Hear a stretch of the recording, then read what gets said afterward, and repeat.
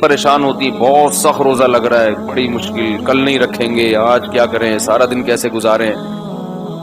یاد رکھو اپنے ضمیر کو مردہ کر کے زندگی گزارنے والا آدمی کبھی سکون میں نہیں ہوتا. غیرت پر اگر سودا کر لو نا، سمجھوتا کر لو، وقتی مزہ بہت ہے مگر اللہ زندگی کا حقیقی سکون چھین لیتے ہیں. جب اللہ نے کہہ دیا فمن شہید منکم الشہر فلیصم، جب رمضان کا مہینہ آئے گا تو تمہیں روزہ رکھنا پڑے گا. جب کہہ دیا تو پیاس زیادہ لگ رہی ہے، کم لگ رہی ہے، بوریت ہو رہی ہے، مزہ آ رہا ہے، نہیں آ رہا، آپ کو روزہ رکھنا پڑے گا. نہیں رکھو گے تو یاد رکھو یہ اسلام کا رکن ہے، جہنم کی آگ کے لیے تیار ہو جاؤ. پھر اس اللہ کو یہ حق حاصل ہے کہ جو پورے سال کھلاتا پلاتا ہے، رزق دیتا ہے، وہ ایک مہینہ اپنے بندوں سے مطالبہ کر سکتا ہے کہ میری خاطر دن میں کھانا پینا چھوڑ دو. روزے تو اصل نام ہی مشقت اور محنت کا ہے. لوگ کہتے ہیں سردی میں رکھ لیں گے. بھائی اللہ تعالیٰ نے گرمیوں میں کیوں رکھ دیے پھر روزے؟ یہ اسلامی جو سال ہے نا، ان میں ایک بڑی حکمت کیا ہے کہ یہ سردی سے گرمی اور گرمی سے سردی کی طرف یہ مہینے کھسکتے رہتے ہیں، تاکہ ایک شخص کی زندگی میں نہ تو ہمیشہ گرمیوں کے روزے آئیں اور نہ ہمیشہ سردیوں کے. یہ بڑی حکمت ہے اس میں. اللہ چاہتے تو انگریزی حساب سے بھی روزے فرض کر سکتے تھے نا. بھائی اللہ میاں چاہتے تو کہتے جون کے روزے رکھا کرو، تو پاکستان والوں کا بیڑا غرق ہو جاتا، اور آسٹریلیا والے وہ بالکل اپوزٹ موسم ہوتا ہے جون میں، وہ پورے زندگی مزے میں رہتے، اور ہم پوری زندگی گرمیوں کے روزے رکھتے. اور جن ملکوں میں جون کے مہینے میں لمبے دن ہوتے ہیں ان کا بھی بیچاروں کا بیڑا غرق ہو جاتا، ساری زندگی ان کو 20-20 گھنٹے کے روزے رکھنے پڑتے. آپ ڈائری لے کے بیٹھا کریں کلپ بنانے پر، جب بھی کوئی ایک ٹاپک ہوتا ہے نا، وہ ٹاپک بعض بڑے اہم ہوتے ہیں، وہ ذہن سے نکل جاتا ہے کیا بولا تھا کیا نہیں تھا. یہ بعض موضوعات بڑے اہم ہوتے ہیں، اس پہ وہ بنتا ہی نہیں، اور لوگوں نے میرے بیانات سے الٹے سیدھے اوٹ پٹانگ چیزوں پہ کلپ بنا کے ڈالے ہوئے ہوتے ہیں. تو یہ حکمت کیا ہے؟ اب ناروے میں 19-20 گھنٹے کا روزہ چل رہا ہے، لیکن اتنے ٹف ہوتے.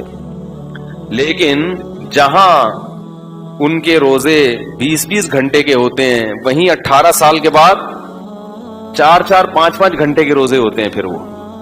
تو اللہ تعالیٰ اس طرح سے ان ملکوں میں رہنے والے لوگوں کو سہولت دیتے. میرے پاس وہاں سے بھی کالز آتی ہیں، ناروے سے، جرمنی سے، اوے اتنا لمبا روزہ کون رکھے گا، بہت ٹینشن ہے.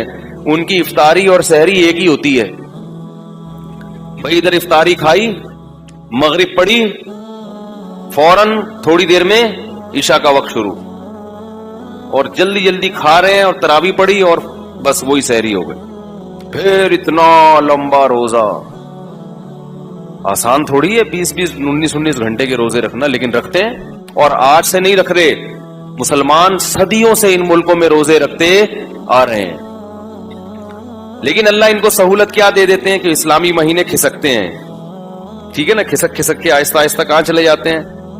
اب یہ گرمیوں کا روزہ ہے تو اللہ کے بندو یہ ہمیشہ نہیں رہے گا. ایک تو روزے ہمیشہ نہیں ہوتے. اللہ نے جہاں یہ کہہ دیا نا کہ تم پر روزے فرض ہیں، وہاں تسلی دے دی ایام معدودات، ساری زندگی کی ٹینشن نہیں ہے، چند گنے چنے دن ہیں، 29 یا 30، بس اس کے بعد پھر عید کے دن چھٹی، 11 مہینے پھر کھاؤ تسلی سے. تو اللہ خود تسلی دے رہا ہے کہ یہ مصیبت تمہارے اوپر ہمیشہ کے لیے نہیں ڈال دی میں نے، جس کو تم عذاب سمجھ رہے ہو. میں مانتا ہوں کہ گرمیوں کے روزے بڑے ٹف ہوتے ہیں، میں تو خود بھگت رہا ہوں. میرا جو شیڈول ہے رمضان میں بہت سخت ہے. تو مجھے آج صبح 9 بجے سے، صبح فجر کے بعد میں بیٹھا ہوا تھا، پیاس لگنا شروع. میں نے کہا لے بھائی ابھی سے شروع، سارا دن کیسے گزرے گا؟ گزر گیا، بچ گئے، زندہ ہیں آپ. پھر جب آدمی پیتا ہے افطاری میں تسلی سے پانی، اس کا اپنا مزہ ہے، رگیں تر ہو جاتی ہیں، کتنا مزہ آتا ہے. تو کسی بھی طریقے سے میرے بھائی بھوکا پیاسا رہ کے اپنا ٹائم گزار لو. کھانے پینے کی اجازت نہیں ہے، صرف 2 لوگوں کو، مسافر کو اور بیمار کو. اس کے علاوہ نہ پریگنینسی میں اللہ نے عورت کو اجازت دی روزہ چھوڑنے کی، اگر بیمار ہو رہی ہے روزہ رکھنے سے پھر ایک الگ بات ہے. نہ فیڈ کرانے والی کو اللہ نے روزہ چھوڑنے کی اجازت دی، فیڈ کرانے سے بیمار ہو رہی ہے، یہ بچہ بیمار ہو جائے گا، دودھ ہی نہیں آ رہا، وہ ایک الگ بات ہے، پھر چھوڑ. باقی کسی کو بھی گرمی کی شدت ہو، ٹینشن ہو، پریشانی ہو، نہ روزہ آپ، کیونکہ اسلام کا رکن ہے، اس کے بغیر اسلام کی عمارت قائم نہیں ہو سکتی. دیکھو اسلام کے کتنے ارکان ہیں. مجھے ایک صاحب کی بات بڑی پیاری لگی.